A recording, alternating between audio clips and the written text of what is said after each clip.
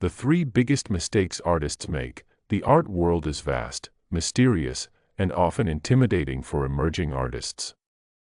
I've been there, struggling to find my voice, navigating through endless advice, and wondering why my art wasn't selling or gaining the recognition I thought it deserved. As a young artist trying to break into the industry, I made my fair share of mistakes. Some were small missteps, others were bigger mistakes that I now look back on as invaluable lessons. I often wish someone had told me early on what I needed to avoid, especially since so many artists fall into the same traps. I've come to realize that the journey to success isn't just about producing beautiful work, it's also about understanding how to navigate the business side of things, how to approach personal growth, and how to avoid the self-sabotage that many artists unknowingly engage in. In this story, I want to share the three biggest mistakes I made, and how I overcame them, hoping that you won't have to make them yourself. Mistake number 1, not investing in myself. When I first started out as an artist, I treated my craft as something I did in my spare time. I was working a full-time job in a completely unrelated field, and I spent every free moment either sketching or painting in my small, cluttered apartment. My art was my passion, but it wasn't yet a priority. I thought I could improve purely by working in isolation, creating piece after piece and hoping that eventually, someone would notice. I was wrong. The first mistake I made was thinking that raw talent and hours of practice alone would propel me forward. I didn't understand that becoming a successful artist requires more than just skill, it requires ongoing investment in yourself and your career. I was scared to spend money on anything related to my art. It seemed like such a frivolous thing to do when I wasn't yet making a dime for my work. So, I didn't attend any workshops, I didn't seek out mentorship, and I didn't invest in professional materials or tools that could elevate my work. Instead, I simply relied on what I had and hoped that would be enough. The truth is, the art world is competitive, and skill alone doesn't guarantee success. To truly grow as an artist, I needed to learn from others, hone my business skills, and have access to the best resources. I should have been more proactive in seeking out opportunities to better myself. I finally realized this when I attended a local artist workshop. It wasn't a massive, expensive seminar, it was just a small, 2-day event where experienced artists shared their insights on everything from creative blocks to the financial realities of being a full-time artist. That workshop changed my perspective. I learned things that I had never even considered, like how to manage my time efficiently as an artist, how to set realistic goals, and how to network effectively. Most importantly, I learned how crucial it is to invest in my growth. I've since taken several workshops, hired business mentors, and spent money on top-quality art supplies that I never would have bought before. It paid off. Not only did my skills improve, but my confidence did as well. I started to approach my art with a more professional mindset, which ultimately made me more attractive to galleries and buyers. Lesson learned: if you're serious about your art, you need to treat it like a business and invest in yourself, whether it's through education, mentorship, or tools. The more you put into your growth, the more you'll get out of it. Mistake number 2, trying to please everyone. This was probably my biggest downfall, and one that many artists make when they're starting out. I was so eager for validation and approval that I tried to please everyone.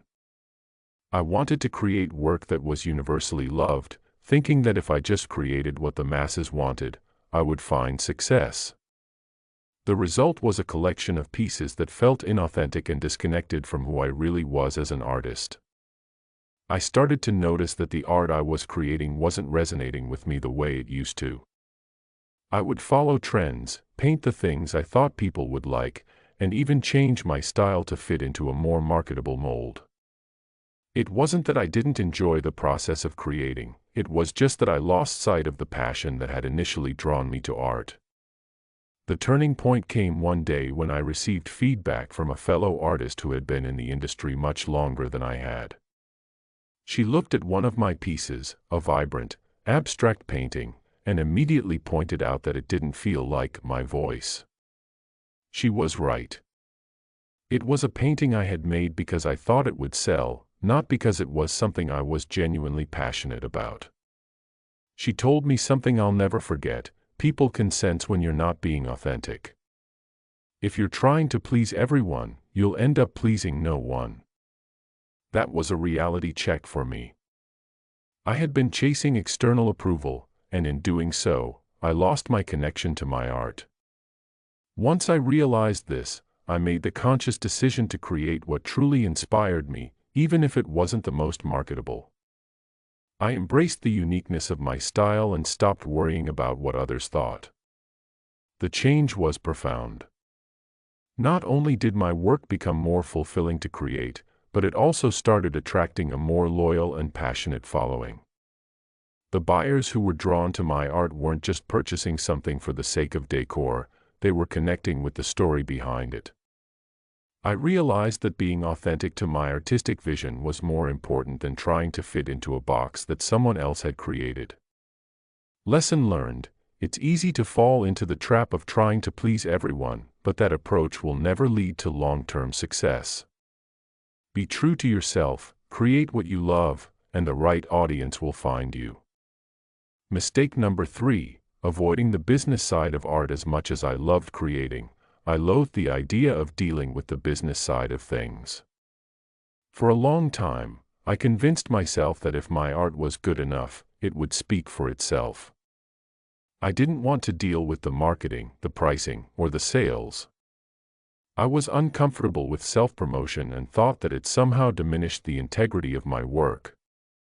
But as the years went by and I continued to struggle with making my art a viable income, I realized that avoiding the business side was a huge mistake.